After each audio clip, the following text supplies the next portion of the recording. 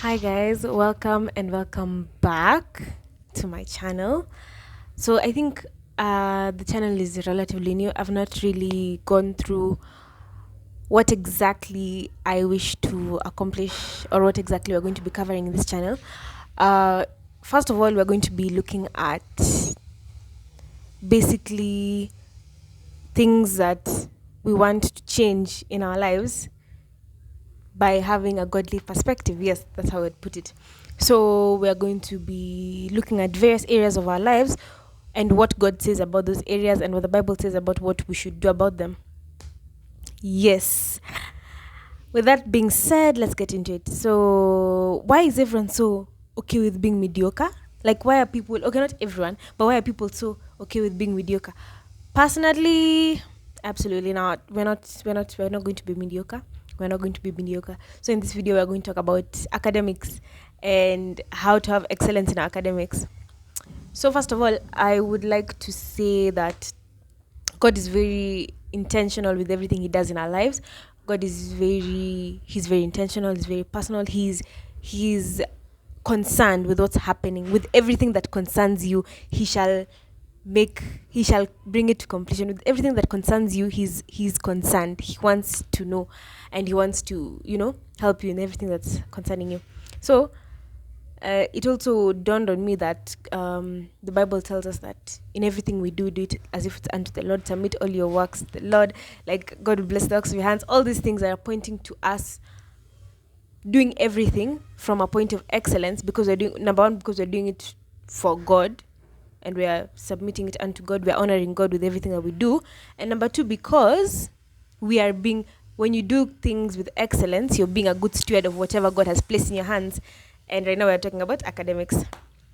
Okay, so first of all, academics is it's it's I don't know. I never really thought God was interested in whether I passed or not, or anything or whatever.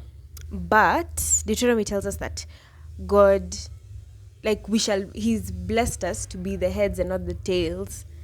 You know, with concerning obedience and everything, will be the heads and not the tails. He wants us to prosper. So all that poverty mentality or failing mentality, ati those who fail ni watu wa kuomba, like, no, it's not of God. Like, he he has, like, he's the one who created wisdom. He created the heavens and the earth. He's an artist. He's a worker. So why on earth would we think that people who serve him lack? Does that make sense to you? 2 and 2 is not adding up. 2 and 2 is not equal to 4. So that's what we're doing. So I realized some issues I had. The sem is ending right now. So I realized some issues I had was I settled in for too long. So I was adapting to the semester longer than I should have been. Yeah. So let's say if the semester started in January, yeah, January like 8th, and then it took me a whole month to settle in, to get to get used to the fact that I'm back in school. Also, I think I didn't start reading earlier. I missed like the first whole week, which isn't that bad if you think about it, because last sem I missed a lot. But this first week, like, since I missed it, the semester is already running. You get, so I had already been behind a bit, and I was like trying to catch up. So I wasn't reading. I was just trying to settle in. If for a whole month, yeah, my mind was still not processing the fact that we're back. Then the second month, while I'm now processing, I'm trying to catch up. I wasn't as serious about it because I was feeling like I still have time. But then by the end of the second month, like, cut ones have started, cut two is almost, because after cut one is there's 2 weeks, then there's cut two. Then after cut two, 2 weeks, then exam. So you see, I wasted a lot of time. And even though I did better with my attendance, like last semester, my attendance was worse than it was this semester. This semester, I did the attendance very well, which, yeah, I can congratulate myself, because that was something I wanted to do this semester. I wanted to do better with my attendance.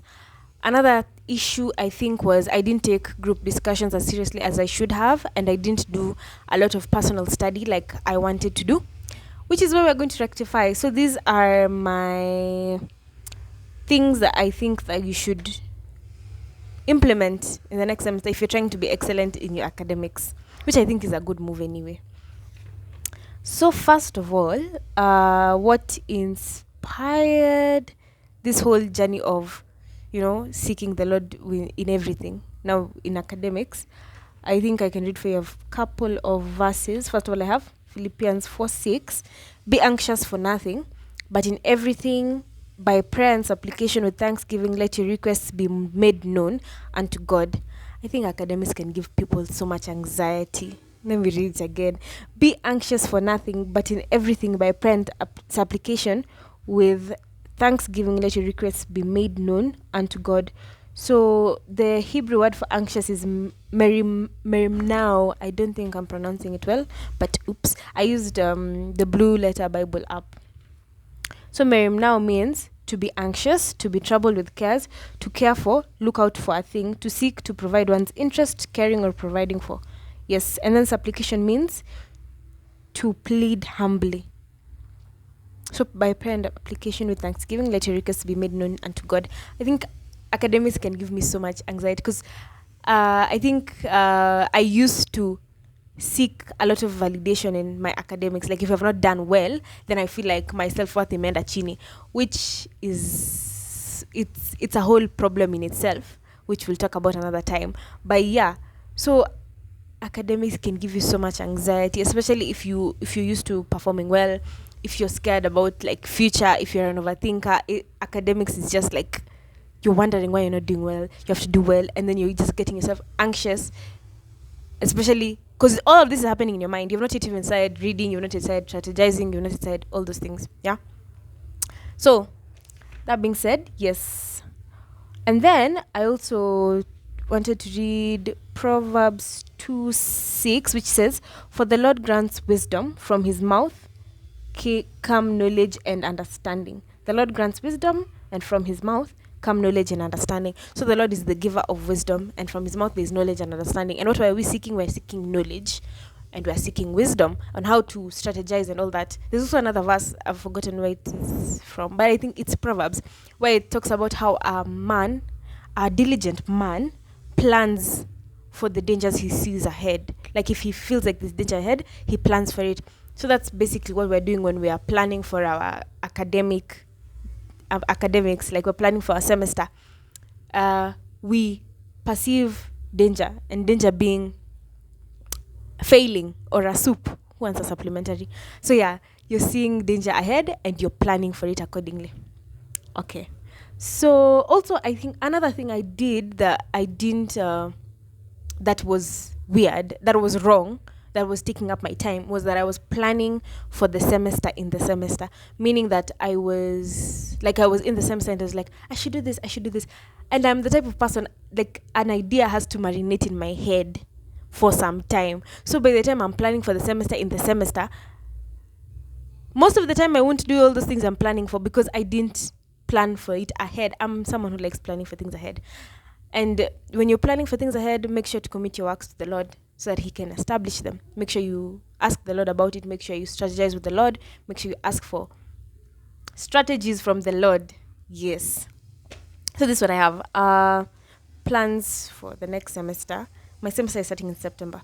But you can, like, these are not, it's just a template. So you can regulate it to whatever will fit you, whatever will be best for you. Yes, that's what I meant.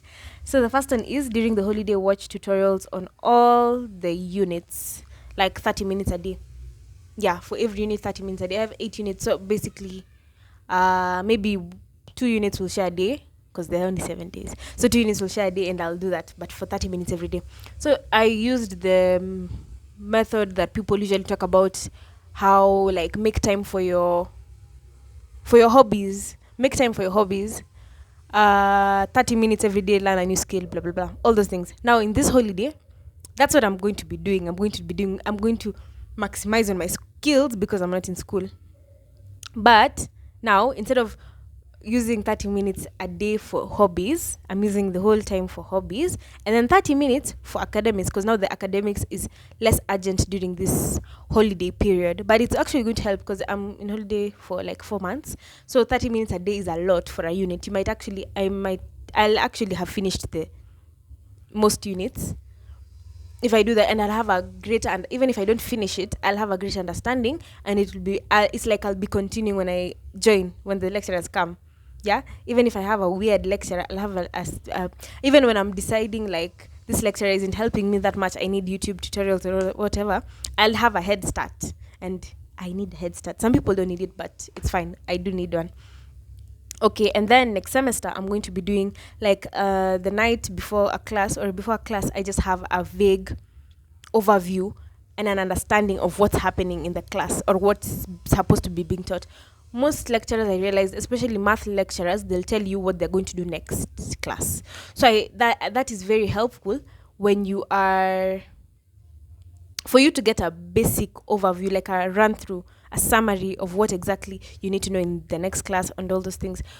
Because I realize sometimes when the lecturer is speaking, sometimes they just speak and then they just run through everything. And you're trying to grasp, you're trying to also make notes, you're trying to understand, or you even maybe the last session you didn't understand really. So this semester I'm going to try and go through my notes, go back to it, internalize it, because even when you internalize something, it's even easier to put it in your own words. When you're like doing exam, when you're doing the exam, you're putting it in your own words, what you understood, which is a better way of doing things, in my own opinion. Okay, number 3, I want to go to the library consistently next time.